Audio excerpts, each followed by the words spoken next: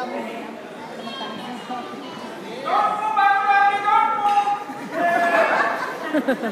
we ready? JF Abu Dhabi. Are we ready, JF Abu Dhabi? Marami ang nakakala na kapag OFW ka ay laging masaya, masagana ang buhay, nabibili kung ano ang nais, at laging napapadala ng maraming pera sa pamilya. Marami ang hindi nakakalam sa tunay na buhay ng isang OFW. Madalas ang pananaw ng iba ay nakabase sa mga masasayang larawan sa Facebook o di kaya sa mga katungkwento ng ilang OFW na nais itago ang totoo nilang kalagayan. Subalit, sa kabila ng lahat nito, iba't iba ang nararanasan ng ating mga kababayan nakipagsapalaran sa ibang bansa, mabigyan lamang ang mga mahal sa buhay na magandang kinabukasan. Hindi limit sa ating mga naririto na mahirap ang buhay OFW kahit pa sa isang taong may relasyon na kay Kristo. Ang mga nananampalatayang OFW ay hindi rin nakakaligtas sa hinagpis ng buhay. Pag-alis pa lamang papuntang paliparan ay katakot-takot na sakit ng kalooban ng nararanasan.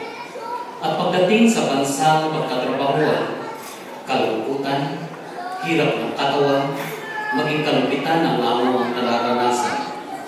Ilan lamang sa mga nabanggit ang katotohanan ng buhay OFW sa iba't ibang dako ng mundo. Atin kung silang tunghayan sa mga tagpong ito. Mahirap na namin, pero dahil sa hirap ng buhay, ay napipilitan tayong iwanan ang ating pamilya. Mabigyan lamang sila ng mas magandang buhay. Hindi lamang pawis at tugo ang ibinubuhos, kundi maging ang ating pananampalataya ay nasusubok din. Lahilaw.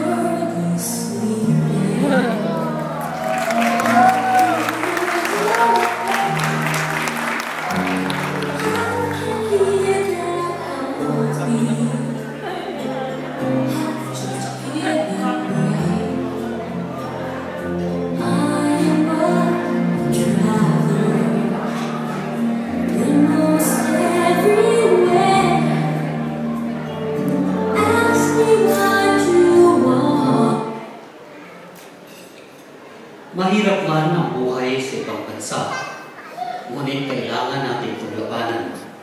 Pinipilit natin maging masaya o libangin ang sarili, subalit kung minsan ay ganito ang nangyayari.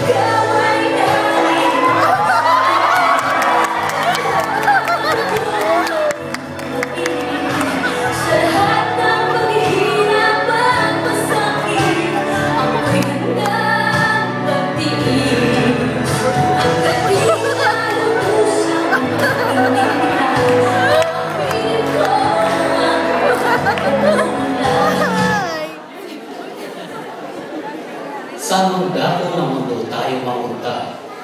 Tunay na ang isang mananampalataya ay naipabahagi pa rin ang mabuting balita.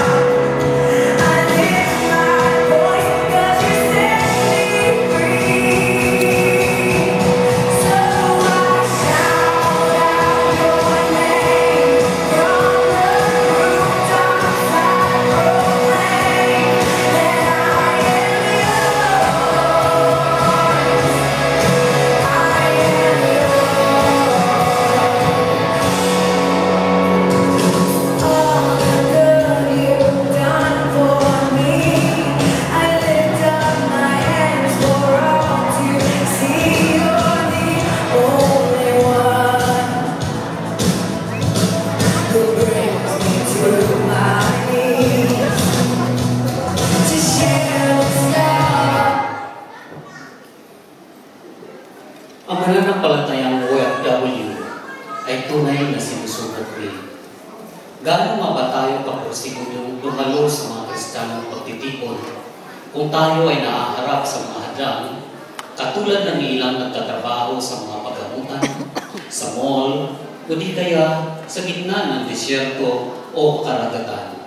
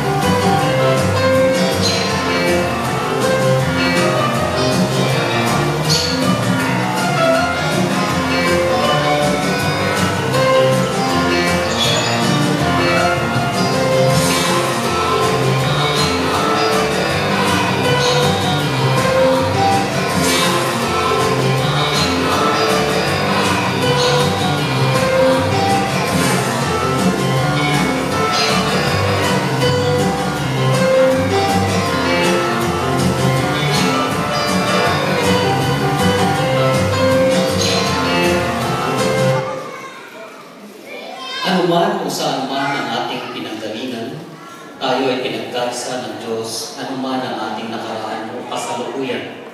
Ang mahalaga, tayo ay may isang Panginoong pinaglilingkuran at sinampalatayanan.